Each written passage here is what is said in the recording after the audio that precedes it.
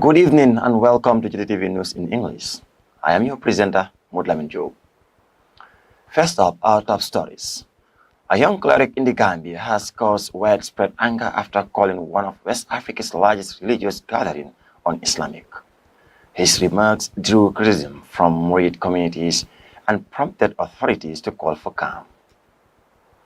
The United Democratic Party has announced 11 candidates vying to become its flag bearer for the next year's presidential election, marking the start of a key process to select a leader for the party and the nation. Gambia's national football team, the Scorpions, are preparing for two critical September matches against Kenya and Burundi, with star players Yankuba Minte and Musa Baro set to lead the squad in their bid for historic first ever World Cup appearance. Well, these and many more interesting stories after this short break.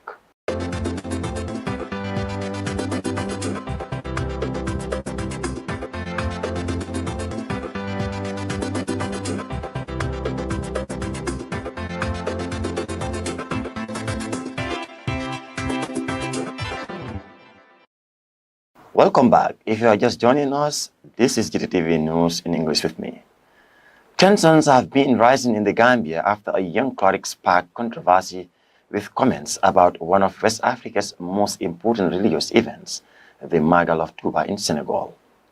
Imam Abdul Karim Kouyaté described the annual pilgrimage as un-Islamic, a remark that drew sharp criticism from Murid communities in both the Gambia and Senegal. This week, large crowds gathered to show their support for the Imam, chanting, calling for religious freedom. Authorities have expressed concern, urging calm and stressing the importance of peace and harmony as the situation develops. The incident has reignited discussions on faith, freedom, and community cohesion in a country where Islamic traditions play a central role in society. More on this report. Hundreds of Ahlul Sunnah followers fill the streets of the capital, their chants of Allahu Akbar echoing outside police headquarters in Banjul. They had come to defend Imam Abdul Karim Kouyaté, a young preacher who has been at the center of a storm since his sermon on the Magal of Touba went viral. In the sermon, the cleric said the pilgrimage attended annually by millions of Murids was un-Islamic. The comments triggered outrage among followers of Senegal's largest Islamic Brotherhood, with criticism spilling over into the Gambia. The Magal commemorates the exile of Sheikh Ahmadou Bamba, founder of the Murid order, and is considered a sacred act of devotion by his followers. But Imam Kouyaté's remarks have been rejected by the Gambian authorities. The Ministry of Religious Affairs and the Supreme Islamic Council condemned the comments, issuing an apology to the Murid community. Officials warned that words which threaten peace and stability will not be tolerated. On Monday, police summoned the Imam to their headquarters in Banjul. The move, described as an attempt at mediation between the cleric and Murid representatives, instead, it drew a wave of loyalist support. Followers of the Ahlul Sunnah say they are standing up for what they believe is the true path of Islam, the doctrine of following the Prophet's footsteps. For now, Imam Kouyaté remains free, but the dispute has exposed deep sensitivities around religion in the Gambia. The government insists it will act to protect harmony in a country where different Islamic traditions have long coexisted. Reporting for Gttv News, I am Mudlamin Job. Turning to politics, the United Democratic Party has officially announced a list of 11 candidates vying to become its flag bearer for the 2026 presidential elections. This marks the start of the party's process to select a leader who could not only guide the UDP, but also potentially lead the country through next year's polls.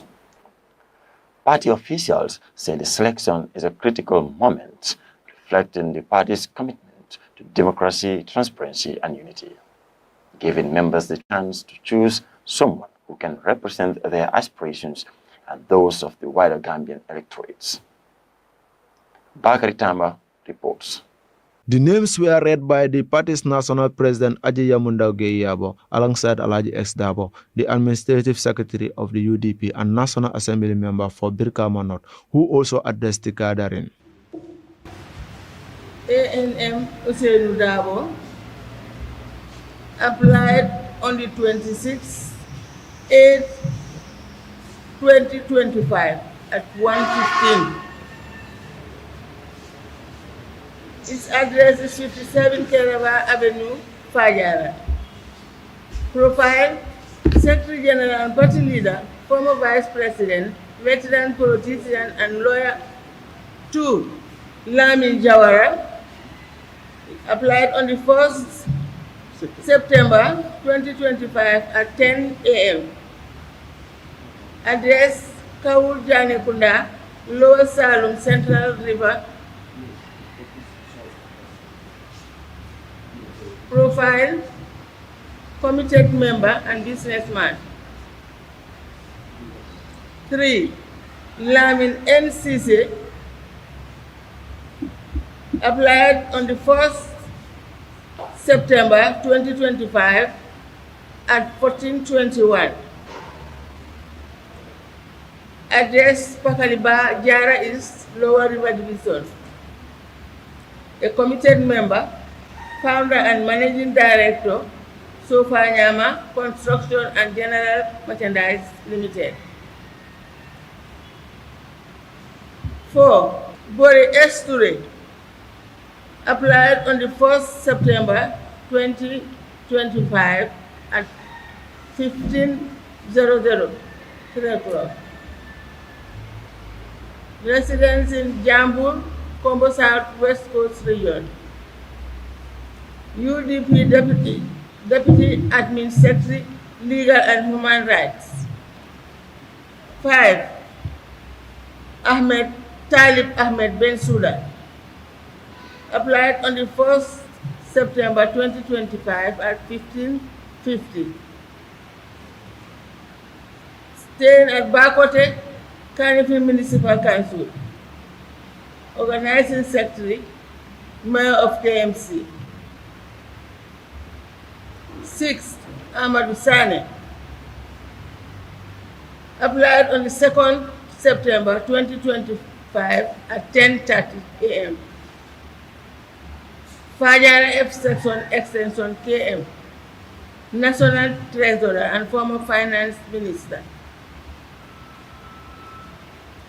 7.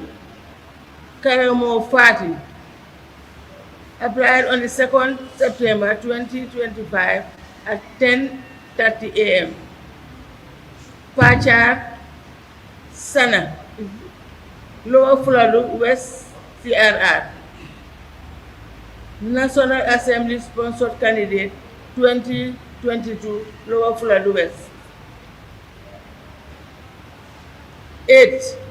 Suleiman Saho, on the 2nd September 2025 at 12:30. Salikenye Central Badibu NBR. NAM Central Badibu Chief Whip and PAP member. Number 9, Dr. Lamin J. Dabo, on the 2nd September 2025 at 10:30 a.m. Gunjur, Combo South, West Coast Region. Committed member, practicing barrister. Number 10, Lamin Job, 2nd September 2025, 1:18. Staying in Lamin Daranka, West Coast. A dedicated member, proprietor, AK Construction. Number 11, Dr. Ahmed Danjo, applied on the 2nd September 2025 at 1:55. Basse Santosu, Fuladu East URR. Loyal member, medical doctor and founder, Basse Community-Based Clinic. These are the people who applied for the presidential flag bearer. Amongst the candidates are high-profile figures, including the party leader and Secretary General, His Excellency A.N.M. Ousainou Darboe, Mayor of Kanifing Talib Ahmad Bensouda, and National Treasurer Amadou Sane. Other applicants include barristers, National Assembly members, and local entrepreneurs, reflecting a wide mixture of experience and leadership within the party. Both speakers emphasized that the selection process will be transparent and inclusive. It will include interviews and vetting of all applicants, as well as grassroots consultation across the country to gauge support, evaluate each candidate's commitment to the party, and assess their moral standing in the community. The Council of Elders will engage the candidates in dialogue, seeking to build consensus around a single flag bearer who embodies the unity, vision, and values of the UDP. If consensus cannot be reached, a constitution provides for an internal election. This will be conducted by the National Executive Committee, consisting of 65 members plus 2 representatives from each of the 8 regions. A total of 81 votes deciding the party's candidates. The UDP said it is committed to democracy, transparency, and party unity. Officials stress that selecting the flag is not just about the next election, but about presenting a leader who represents the hope and aspiration of Gambians nationwide. With 11 candidates in the running, the coming weeks promise to be closely watched by party members, political analysts, and the public. Who will emerge as the UDP flag bearer remains to be seen. But one thing is certain, the process is now officially underway. Reporting for Gttv News, I am Bakar Tamba. In other news, the Gambian government has signaled it may drop charges against 22 young people arrested during a protest over soaring data prices. The protesters were accused of staging an online rally, a move that drew criticism from human rights groups.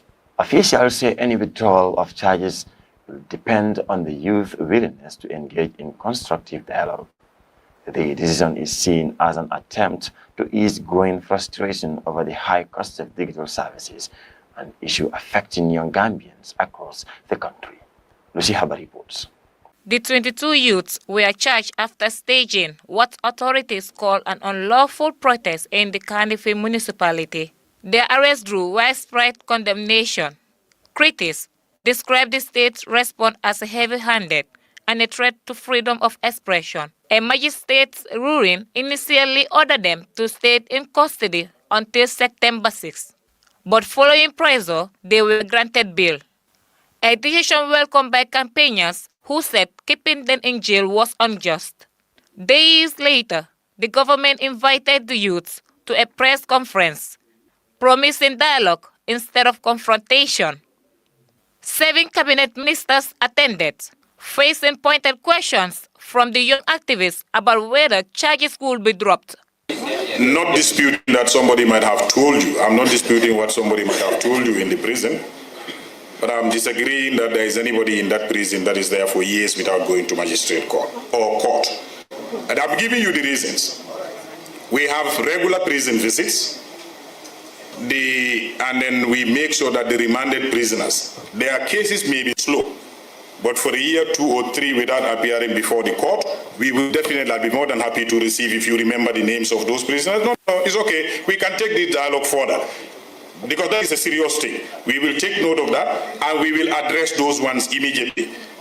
But that will be very surprising to me that somebody will be in prison for even a year without appearing before court if you are a remanded prisoner.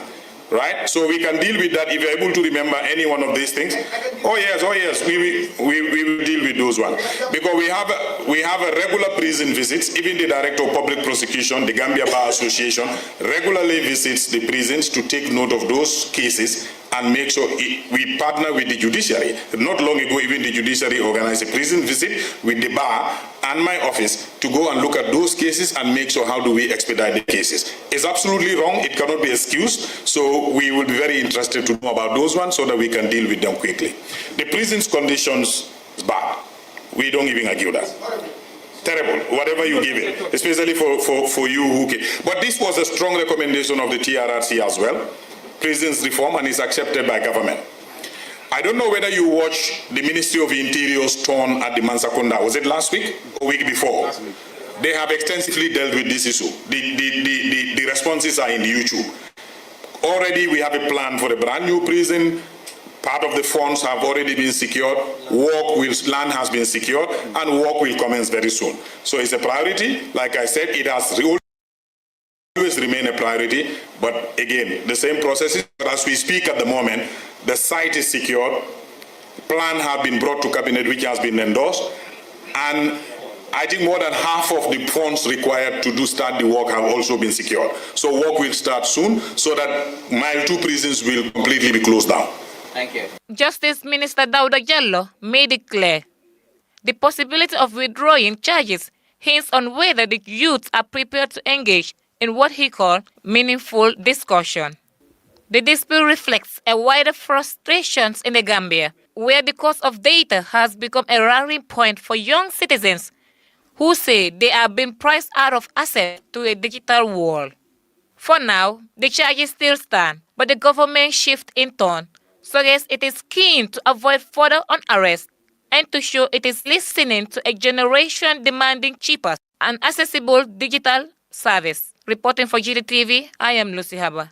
Meanwhile, the Gambia Immigration Department has reported more than 1,300 migrants interceptions so far this year.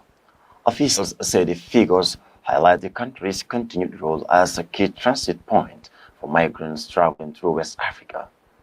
Authorities emphasize that operations aim to curb irregular movement while ensuring humanitarian treatment and calling on communities to assist by remaining vigilant and supporting awareness campaigns. Ami Jallo tells us more on this report.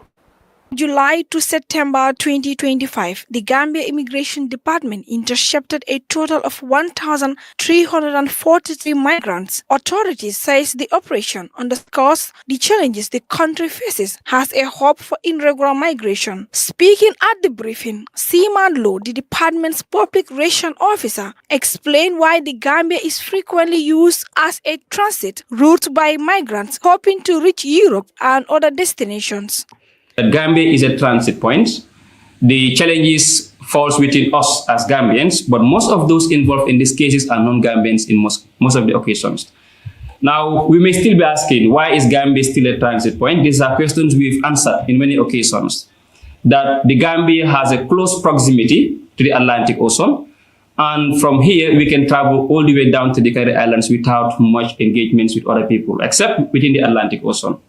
We've also realized that legislative gaps are also factors that contribute to some of these activities, as in other countries like Senegal, laws are there to prohibit migrant smuggling. Whereas in our case, we are yet to have a law that makes it a criminal act within Gambia. There could be other factors, such as citizens sometimes being able to keep things to themselves without engaging officials. For instance, we have observed in North Bank region of recent that most of these cases living are in the North Bank region. If it is around Katong, Tangi, or Gunjur, we easily get info from people about these cases. But North Bank had not been very supportive in some of these occasions. The recent boat that had left the source of the Gambia and capsized in Mauritania is a case in point. The boat left in North Bank region, and then we have seen how tragic it had been. The Minister of Foreign Affairs had sent a press release that indicates that Gambians have lost their life throughout this journey. And out of 16 survivors, we had only 5 of them who are believed to be Gambians. He thanked officers and partner stakeholders for their role in the successful interceptions, highlighting teamwork and coordination as key to the department's efforts. We would have to also acknowledge the efforts of our officers who are always on the ground. When you sleep at night, they're always going around on border patrols to be able to secure most of these cases. The migration unit had been very much instrumental through the support of the border patrol unit and the commissioners within the regions as well.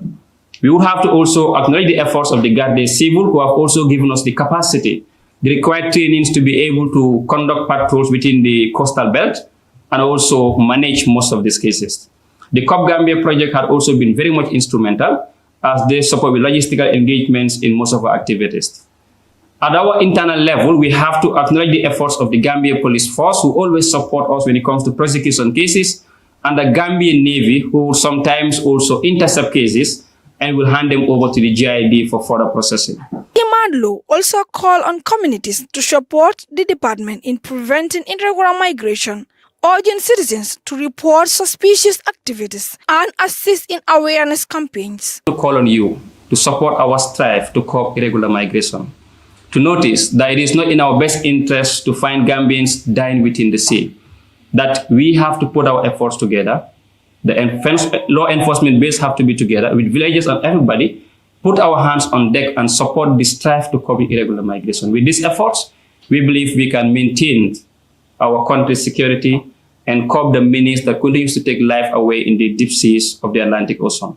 As migration flows continued across West Africa, the Gambia faces a delicate balance, securing its borders while ensuring humanitarian treatment for those in transit. Officers says continued vigilance and community cooperation remain essential. Reporting for Gttv News, I am Amijalo. In a show of counter-support, Murids in the Gambia have held a massive rally in Banjul to condemn Imam Abdul Karim Kwete. The cleric sparked outrage after claiming in a recent sermon that anyone who dies while attending the Magal of Tuba would go to hell. His remarks drew fury from Murid communities both in the Gambia and Senegal. In response, the Gambian government and Supreme Islamic Council have issued statements apologizing for the incident and stressing that they will not allow anything to threaten the peace and stability of the country. Authorities continue to urge calm, highlighting the delicate balance of faith, community cohesion, and religious dialogue in the region. Yusuf Adrian report. The Magal of Tuba, attended each year by millions of Murids in Senegal and beyond, is considered a sacred act of devotion to the founder of the Brotherhood, Sheikh Ahmadou Bamba. But Gambian cleric Abdul Karim Kwete denounced the gatherings in a sermon that quickly spread online. He told his followers that anyone who have died while attending the Magals will go to hell, claiming the practice was not in line with Islamic teachings. The remarks have dignity fury amongst Murid communities in the Gambia and Senegal. Critics say the imam's words were disrespectful, dangerous, and risky, fueling divisions. A formal complaint has been lodged with the police. Imam Kwete has been summoned to police headquarters in Banjul for questioning his supporters. However, say he has nothing to apologize for. A group known as Ibad Rahman's links to the imams has defended him and warned against any attempts to attack him. They have called on followers to accompany him to the police with dignity, unity, and patience. The Gambian government has been quickly intervened. The Minister of Lands and Religious Affairs, alongside its Supreme Islamic Councils, has apologized to the Murid community and stressed that remarks threatening peace and harmony will not be tolerated. The controversy has exposed how sensitive religious debate can be in the Gambia, a country where different Islamic traditions have long coexisted. Reporting for Gttv News, Yusuf Drendul. Well, that story from Yusuf Drendul will lead us off first commercial break, and when we come back, sports. Welcome back from that commercial break, and now to sports. Gambia's national football team, the Scorpions, are stepping up preparations for two crucial World Cup qualifiers this September. They face Kenya on the 6th and Burundi on the 9th, hoping to strengthen their position in Group F. Coach Jonathan McKinstry has named a 25-man squad, including star players Yankuba Minte and Musa Barrow, who were absent in previous matches. Buba Jallo reports. Coach Jonathan McKinstry has named a 25-man squad for the upcoming fixtures, recalling key players who missed the last friendlies. Among them are Brighton winger Yankuba Minte and Altawon striker Musa Barrow, both widely regarded as vital to Gambia's attacking threat. The Scorpions have been working hard on tactics, set pieces, and team cohesion at their training camp in Banjul, with McKinstry emphasizing discipline, focus, and mental preparation ahead of challenging away fixtures. Minte and Barrow bring international experience and creativity, expected to play pivotal roles in breaking down tough opposition defenses. McKinstry says their return gives the squad added confidence as they look to capitalize on the team's recent form. The Scorpions come into this campaign on the back of a 1-0 victory against Tunisia, marking their third win in 13 matches. That win, McKinstry believes, demonstrates the team's potential to challenge higher-ranked nations and make a statement in the qualifiers. Kenya and Burundi present significant challenges. Kenya will host the Scorpions in Nairobi, with the home crowd expected to give the hosts a distinct advantage. Burundi, meanwhile, is known for its disciplined defensive style, making tactical awareness crucial for Gambia. Coach McKinstry says this team has been studying both opponents closely, analyzing strengths and weaknesses to maximize their chances of victory.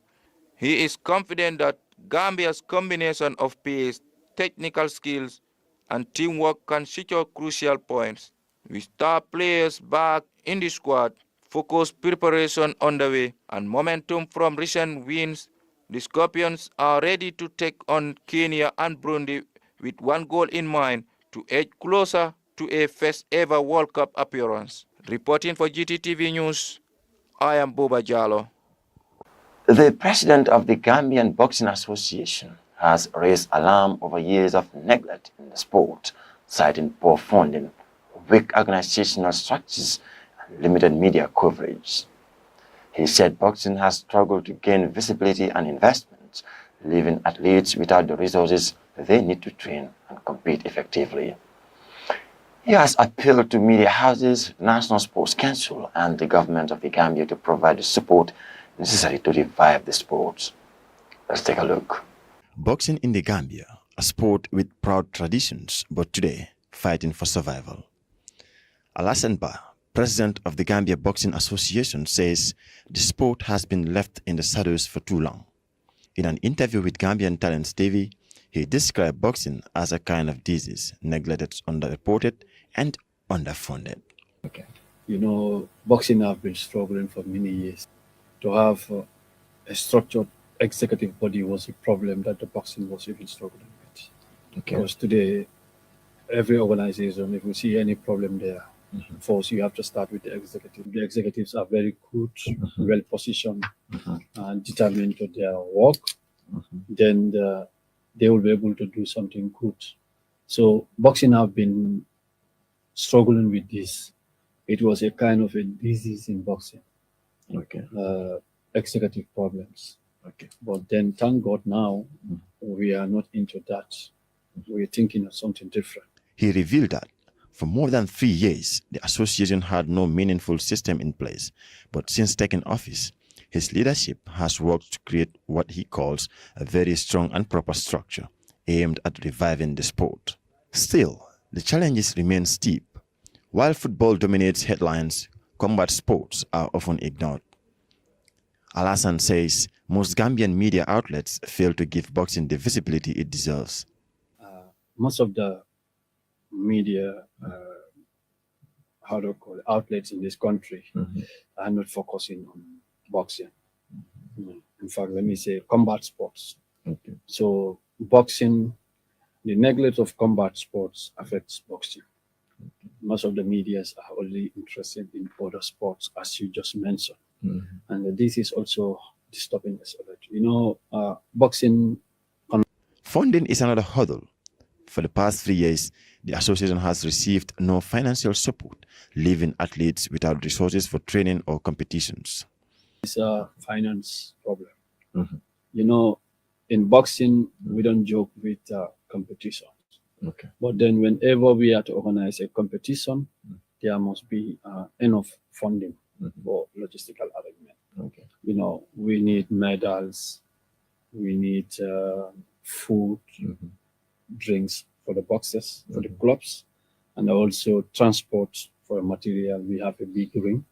The lack of investment has stalled growth, frustrating both athletes and coaches who say talent is going to waste. Alassane is appealing directly to journalists, National Sports Council, and the Gambian government to give boxing a lifeline. Without new funding and greater visibility, he warns the sports risk fading from the country's sporting landscape. Reporting for Gttv News, I am Lamin Job. The Gambian international Yankuba Minte has warned that the home side holds a clear advantage, but says the Gambian squad is determined to fight for vital points that could bring them closer to a historic first-ever World Cup appearance. Fans are anticipating another high-intensity encounter after a thrilling 3-3 draw earlier this year. Bakari Tamba reports. The stage is set at Kasarani Stadium in Nairobi. Both Gambia and Kenya know what's at stake, a chance to edge closer to a historic World Cup appearance. Their last meeting in March ended in a dramatic 3-3 draw. This time, Brighton winger Yankuba Minte says the Scorpion must be prepared for an ever tougher test. Important game for Gambia because although it's going to be a difficult one because Kenya have the home advantage, as I said earlier, and they have their home fans and stuff like that. But it's not going to be easy. We know that, and we need to be prepared for the game. Yeah. The most important thing is like you have to focus and then train hard. It's not easy to get in the Premier League. Back home, Gambian fans won't get the chance to roar on their team. The Independence Stadium in Bakau has failed to meet CAF standards, leaving the Scorpions without a home ground. Despite millions of dollars being spent on renovation, the works remain incomplete. The delayed have angered supporters and pundits alike who accuse football officials of broken promises. Many worry that without home advantage, the Scorpion World Cup hopes could suffer in what is already one of Africa's toughest qualifying groups. But there is still belief with Minte in fine form, alongside talents like Musa Barrow and Captain Omar Colley. Head coach Jonathan insists the results in Nairobi could prove decisive, not just for this qualifying campaign, but for Gambia's dream of reaching the World Cup final for the first time in its history. Reporting for Gttv News, I am Bakari Tamba. Well, that brings us to the end of this news program, but before we take a leave of you, a recap of our main stories once again. A young cleric in the Gambia has caused widespread anger after calling one of West Africa's largest religious gatherings un-Islamic. His remarks drew criticism from Murid communities and prompted authorities to call for calm. The United Democratic Party has announced 11 candidates vying to become its flag bearer for the next year's presidential election, marking the start of a key process to select a leader for the party and the nation. Gambia's national football team, the Scorpions, are preparing for two critical September matches against Kenya and Burundi, with star players Yankuba Minte and Musa Barrow set to lead the squad in their bid for a historic first-ever World Cup appearance. Well, that brought us to the end of this news bulletin. I've been your presenter, Mutlamin Job. Until I come your way next time. Bye-bye.